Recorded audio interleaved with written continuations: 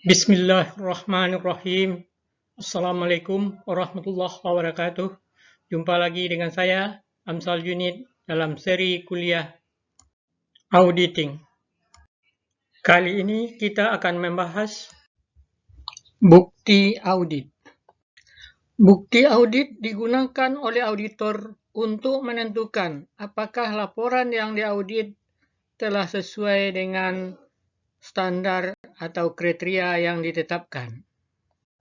Bukti tidak hanya digunakan oleh auditor, tetapi bukti juga digunakan oleh profesi lain seperti saintis, lawyer, maupun sejarawan. Perbandingan bukti audit dengan bukti profesi lain.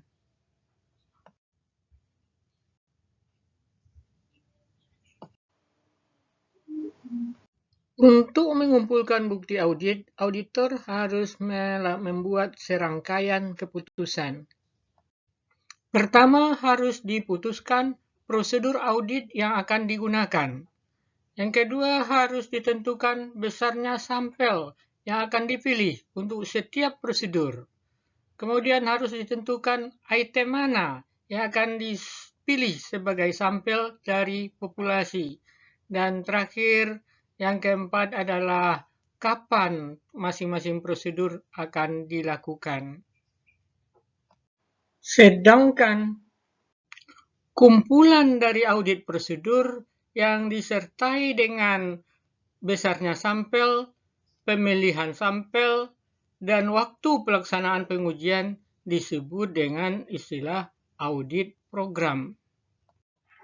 Saat ini, auditor menggunakan audit software package untuk menyiapkan audit program secara otomatis. Kekuatan pembuktian dari bukti audit.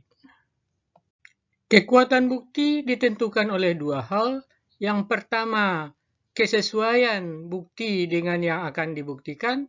Yang kedua, kecukupan bukti yang dapat dikumpulkan. Kekuatan bukti ditentukan dengan mengevaluasi gabungan antara ketepatan dengan kecukupan. Karakteristik bukti audit. Ada 6 karakteristik yang menentukan keandalan sebuah bukti.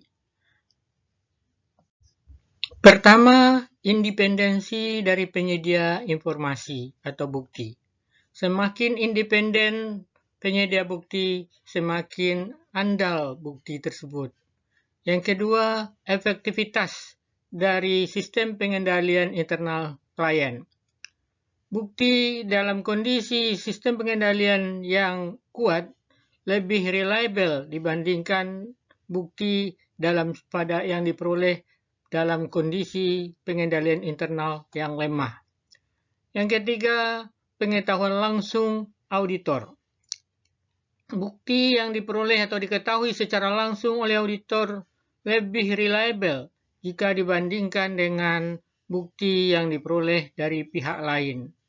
Keempat, kualifikasi dari orang yang menyediakan bukti. Semakin bagus kualifikasinya, semakin reliable bukti yang dia berikan. Kemudian tingkat objektivitas. Semakin objektif, semakin reliable bukti tersebut. Dan yang kedua, waktu tersedianya bukti juga mempengaruhi. Bukti yang diperoleh tepat waktu tentu akan lebih kuat daripada bukti yang sudah kedaluarsa atau yang sudah terlambat. Keputusan pengumpulan bukti audit akan mempengaruhi mutu dari bukti yang dihasilkan.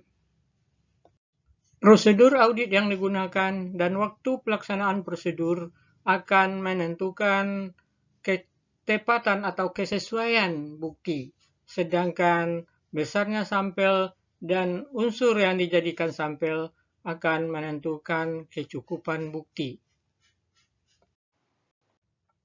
Dalam membuat keputusan pengumpulan bukti, auditor harus mempertimbangkan kekuatan bukti yang diinginkan, dan biaya yang diperlukan.